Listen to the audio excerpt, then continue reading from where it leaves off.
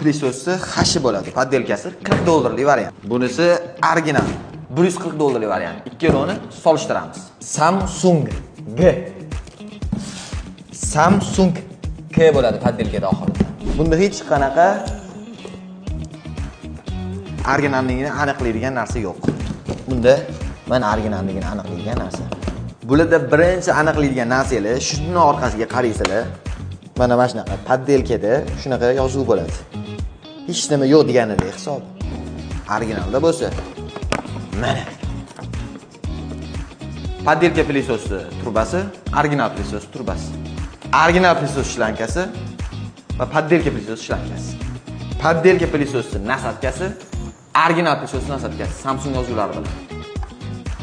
Original bilan poddelkani qanaqa farqlashini bilib oldinglar. Video yoqqan bo'lsa, bitta like bosib qo'yinglar. Bizga obuna bo'lishni umuman hechlardan chiqarmanglar. Shunaqa texnikaga oid foydali ma'lumotlarni bizning profilimizdan topa olasizlar.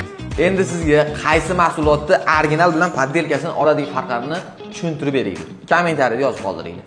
Ko'rishguncha salomat bo'ling.